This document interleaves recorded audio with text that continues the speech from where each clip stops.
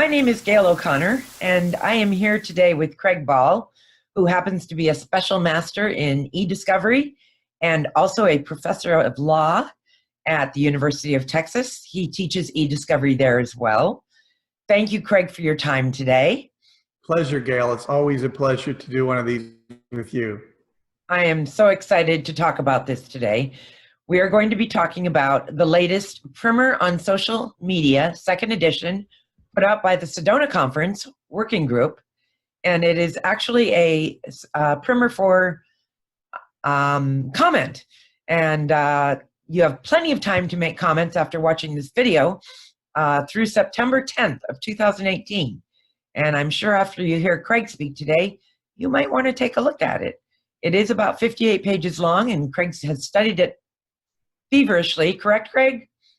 Yes, my fever is broken, however. Thank you. Yeah, right. You probably fell asleep reading it. No, I'm kidding. No. I thought it was actually quite interesting. You know, so did I. I thought it was really interesting. So I'm really excited to get going today and find out what you think about it, and a couple other questions for you. But that is my first question: is tell me your overall feeling of the primer. The first one, as you know, was written in 2010 or 2012. I'm sorry, and it was definitely time for a new one. And I'm jazzed that it's out there. So what's your take on it, Craig? Well, I haven't reached the level of jazzed, but before I do talk about what I think about it, Gayle, forgive me if I'm lawyerly for a moment and share a disclaimer.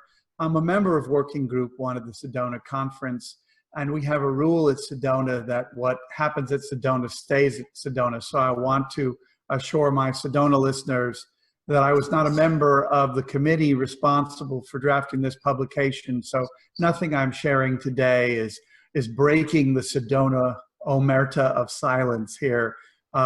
So going back to your question, what do I think of it? Well, I was pleasantly surprised.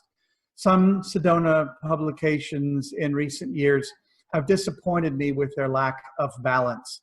They seem to have come with an agenda. And for the most part, I thought this was a very high quality document. I thought it was carefully thought out, very current, useful in its structure, very accessible.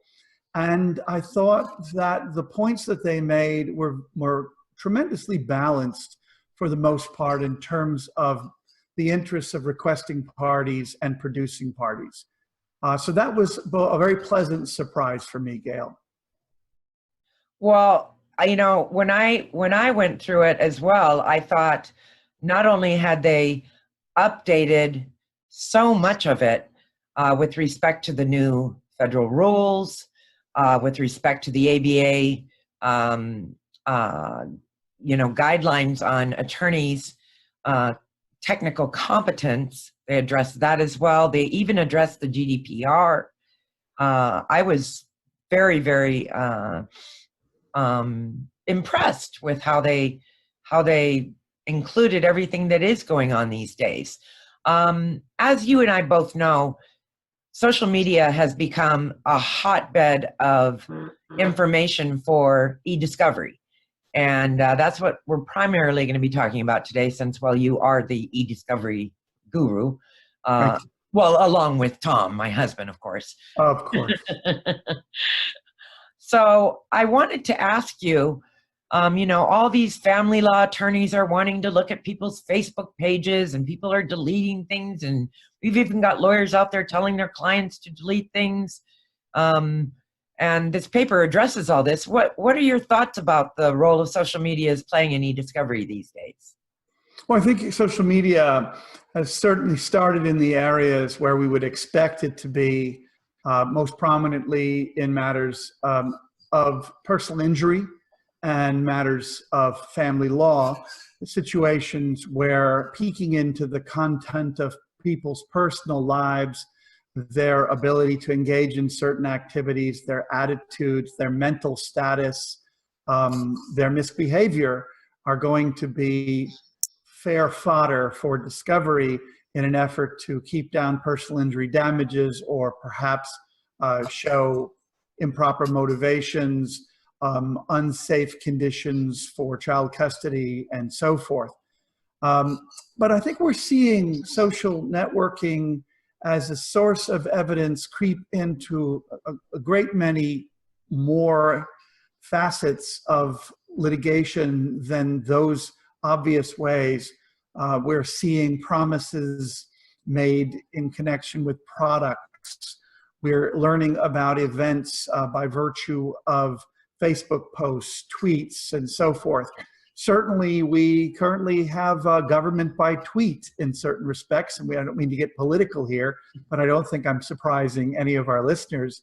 You are certainly not surprising me. Yes, well, by mentioning the role that tweets have taken in both public forums and in public issues.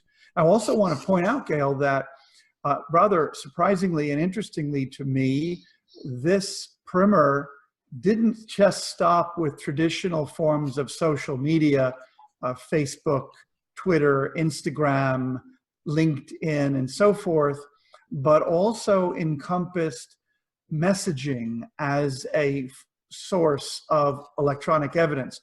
I cannot emphasize enough how important I think the role of messaging is as a routine and essential aspect and source of discovery for communications. I certainly couldn't agree with you. Sorry for interrupting, but Not at all. I can't agree with you more. People don't realize that messaging is available as something that can be discoverable.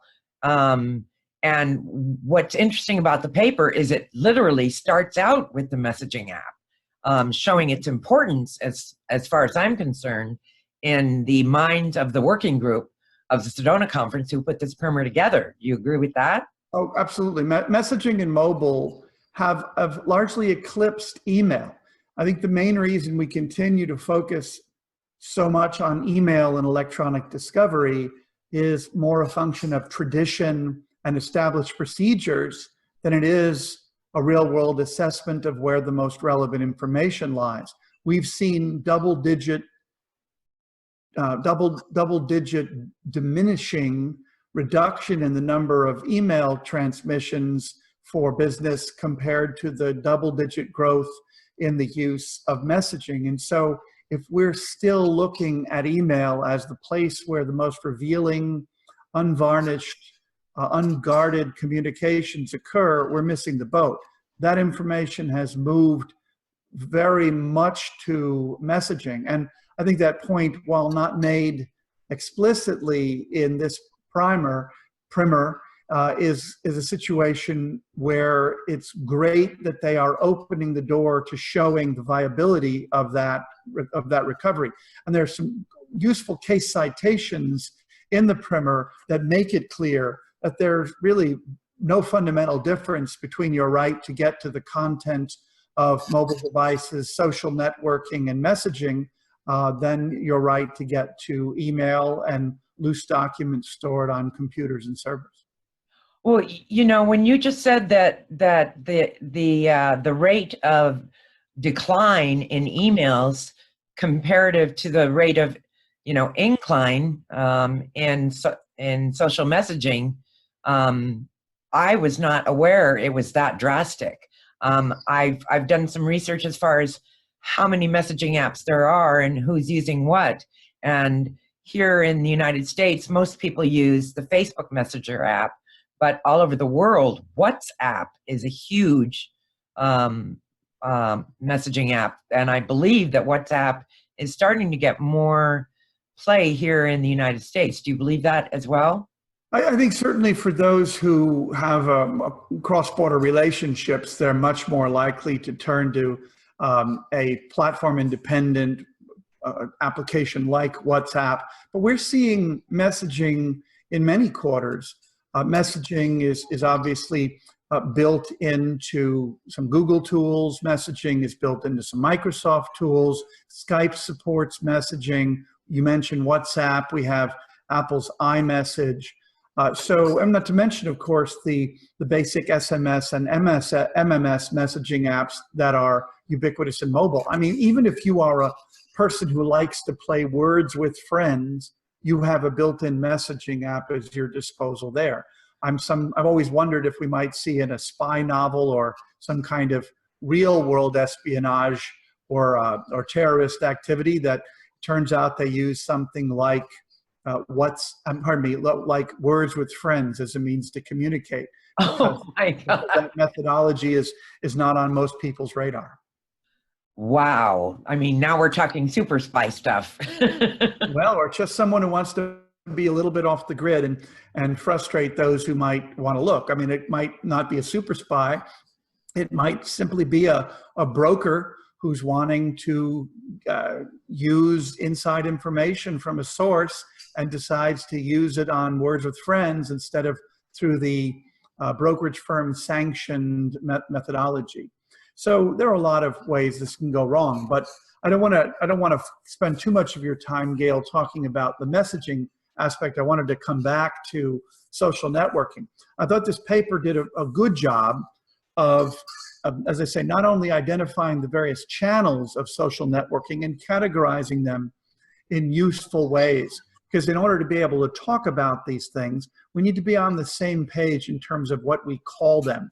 And they've done an excellent job in the kind of glossary introduction that they provide. Now, I mentioned earlier the balance.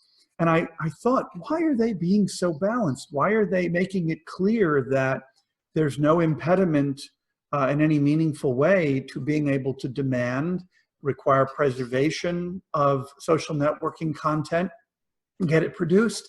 And then I realized, well, the reason for that is because I think those who are thinking about social networking as evidence are thinking that it's something they're going to get from plaintiffs, essentially, from Right. individual claimants.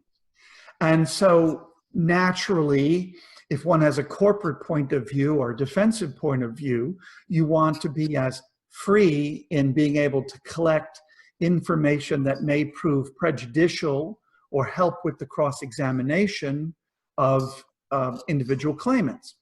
I noted that when they came around to corporate social networking, or social networking more particularly, that needed to be preserved and obtained from employees, that all went by the wayside, and suddenly the attitude seemed to be, oh, corporations can't require their employees to preserve or produce social networking. So the ox was getting gored differently at that point. Well, we can talk about that again, but the bottom line is, I thought this was a very well-written piece, definitely worth the time of everyone in e-discovery to work their way through it, and I think begin to use it as a framework for discussing the issues we need to address in meet and confer, in putting together preservation protocols, and in propounding requests for this type of information, as well as looking to what our options are to preserve and to review this information. It is challenging.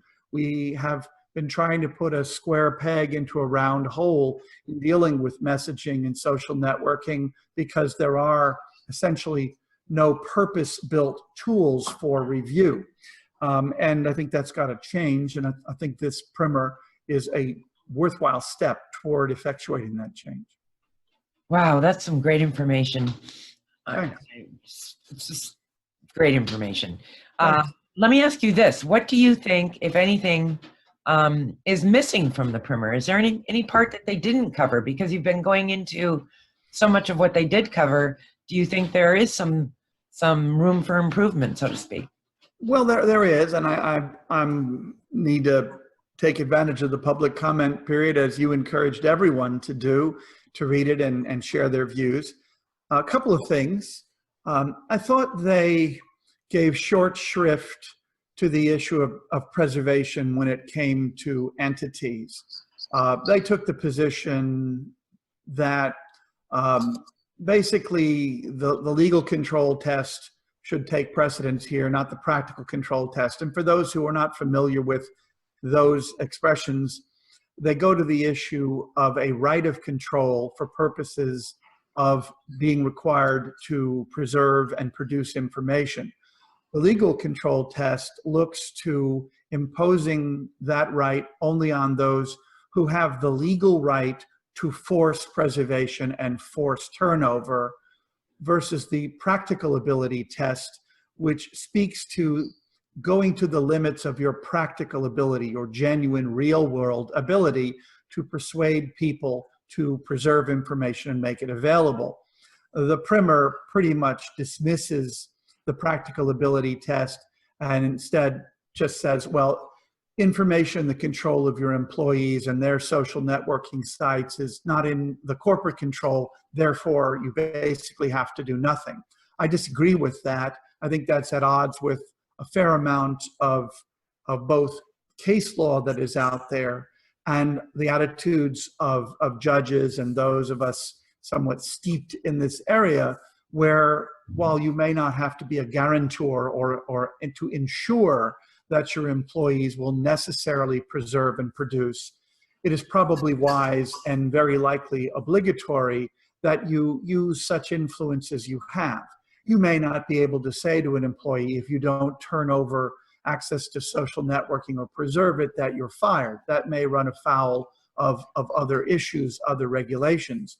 But certainly to send out a notice to employees that if they are holding information on their social networking repositories that may be responsive or relevant to issues in litigation involving the company, that the request is made by the company that that information be preserved and it may be turned over.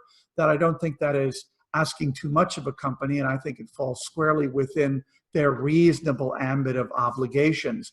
Now, the employee may choose not to listen. You may not be able to force them to comply, but the failure to advise third parties who are so much subject to your influence and control, I think that that was given insufficient attention in the paper. And so I realize that that's something that I think a more balanced approach is needed. Then I think yeah, I was going to say what else, because that's well, I think really interesting. When they talked about preservation, I don't think they gave sufficient attention to the issue of search.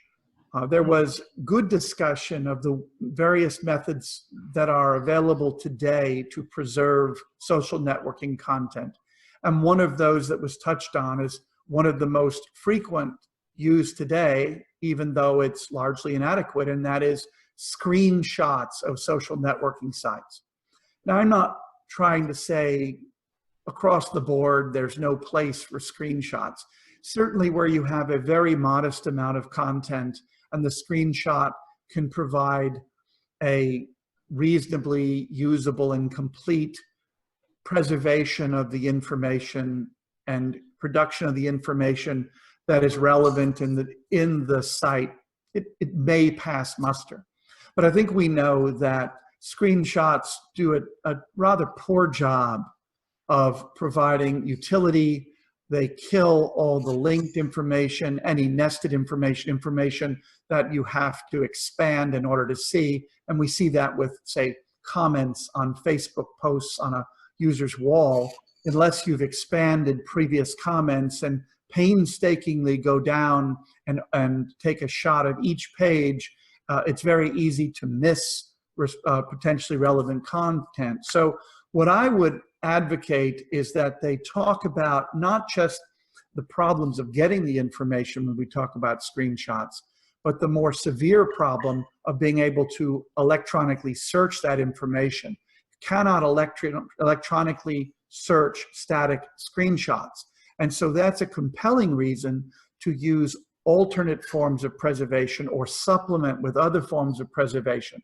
And while later they do a pretty good job of talking about those issues, when they talk about it in the context of preservation, I thought they overlooked the need to talk about preserving searchability, or shall we say at least did it in somewhat of an elliptical way that I think they would do well to address it more head on. Interesting. Now, I know that there was a company, Social Evidence, because I worked for them, and we were trying to be, it was a startup company, and trying to gather, authenticate the evidence for court. But to my knowledge, there is not another company out there right now, and I could be wrong, and if I'm wrong, please let us know, that has any other way to gather the data other than screenshots. Is that true? No, that's not true. In fact, in one of the footnotes of the primer, there's a discussion of a tool that's been around for a number of years called X1 Social Discovery. It's a multi-thousand-dollar tool for an annual license, and it's been $1,500 for some years. Somebody has told me recently it's gone up from there. So I don't know. Don't trust me on price. But it's a tool that is designed to collect from a variety of different social networking sites and to authenticate the pieces that are collected using hash authentication. So there are not many tools that are purpose-built for collecting social networking. Certainly there are a number of tools out there that are purpose-built for preserving messaging. There are excellent takeout tools available for preserving Google content. To a lesser extent, and without authentication, you have some of the social networking service provided archival tools, much like Facebook provides a way to repatriate much of their content. Twitter allows you to collect your tweets over the life of your tweet account. And while each of these have some shortcomings when it comes to a perfect or forensically sound collection, most all of them are better than the complete failure to preserve that we see occurring routinely today. Right, right. Well, I don't think I have any other questions, but do you have any final thoughts on this primer? And how can we encourage people to get comments in? You did say earlier that you would encourage anybody, litigators particularly, to make their way through this primer. How can we encourage people to make their way through this primer and make comments so that we can make this the best, one of the best tools for litigators out there today? Well, first I would suggest that they go to thesedonaconference.org, thesedonaconference.org, and know that these publications are free. They may have to give a little bit of information, and certainly they'll have to agree to the Sedona policies for usage, but it won't cost you anything to get hold of this. It's a well-written, engaging piece. I'd like to see everybody read it so that we'll begin to have a common nomenclature, a common argot, lingo that we can use to discuss this at meet and confer and at planning conferences and amongst ourselves at conferences in laying out the challenges. When this information is relevant, and it is very often relevant, we have very little ability amongst ourselves to talk about how it can be preserved and how we can assure a level of trust in the process. I've seen many misbegotten efforts where one side tries to get the credentials to get into the account of an opponent, and I just cringe when I see that for a variety of reasons. One, because it's tantamount to asking to rummage through people's desks and cabinets in the old days. Totally. Right, and it's just simply, it's the definition of a fishing expedition. But two, it's problematic because when you log on as an individual, you put yourself in the position of being accused of spoliation using that access or alteration. I think it would be a dirty trick to give someone that access, because it would equip you to pretty much attribute anything missing or any other problems or anything you don't want to own up to the allegation that it was put there or altered by your opponent. So please, listeners, don't ever do that. If you must do it, use a neutral to do it. But do not put yourself in the position of standing in the shoes of an opponent and having their credentials, not to mention the risks associated with those credentials possibly serving as keys to open a lot of places where your opponent should not have the ability to go. More importantly, Gayle, lawyers need to read this because increasingly courts are saying to lawyers, lawyers, it's your job to look at what your clients have in social media, to assess its relevance, and to keep the process above board, not delegating to your interested client the ability to choose what they will bring forward or not, which is very often an untrustworthy process, that custodial directed process. Right, right. But instead, working collaboratively, where when a lawyer says to the judge or to the opponent, I personally went through the site on this day or these dates with my client, I satisfied myself that the information that was present, that was responsive to the requests, was preserved, was pulled out, and will be produced to you after an appropriate review for relevance and privilege. I think a lawyer needs to put some skin in that game. Right now, lawyers are just using their lack of technical ability, shameful as it is, and increasingly in violation of professional responsibility obligations, interposing their ignorance as a means to let the process go south. And I'm grateful to those courts who are calling attorneys on the carpet, not just those who have foolishly and otherwise said, clean up your Facebook page, delete that, but those who have just abdicated their obligation to meet their duties in ensuring that a reasonably thorough search and assessment has been made. Boy, I've seen that in person. I've spoken at conferences, and after I've spoken, I've had attorneys come up to me and actually say, you mean I wasn't supposed to tell my client to delete stuff off his Facebook page? And I just am lost as to what to say to them. Well, let's talk about that for a moment, if we have it, Gayle, because it's an important issue and it gets a little lost in the process.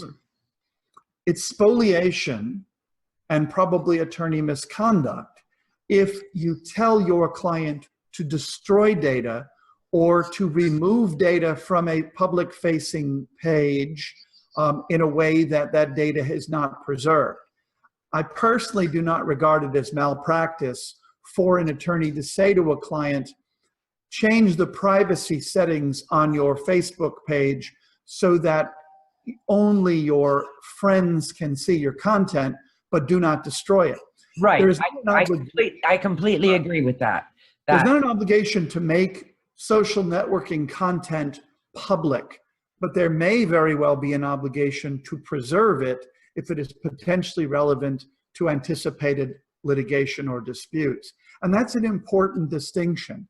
Closing off or even removing content from a Facebook page is not, in my judgment, a problem so long as you've taken appropriate steps to preserve it so that its full content and its searchability can be reestablished if need be in the litigation. Right. If it proves to be relevant, or something that's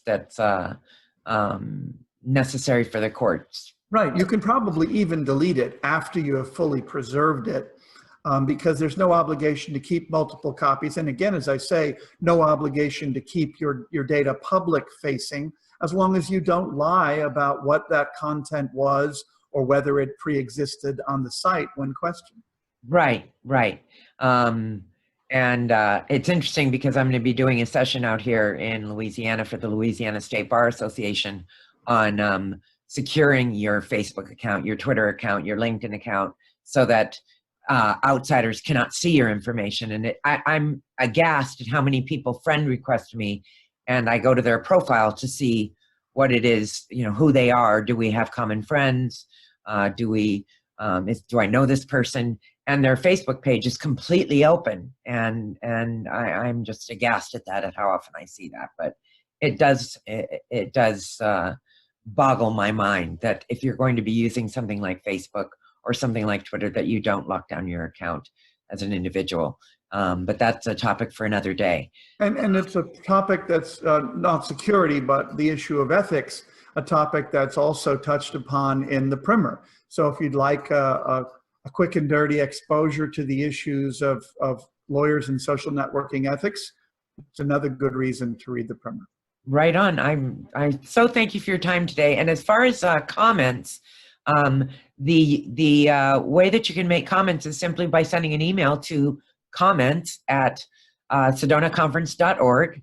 And as Craig mentioned, the paper, the primer is primer, whichever side of the fence you're on. Potato, potato. Potato, potato, tomato, tomato, whatever.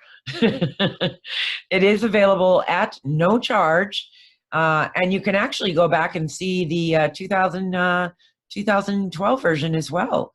It was a 2010 or 2012. The first I'm one. sure it was one of those, but I don't know off the top of my head, Gayle.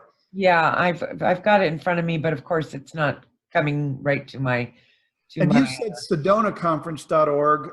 That may be right, but I know it to be the SedonaConference.org. Well, the actual email for comments is comments@sedonaconference.org. Gotcha.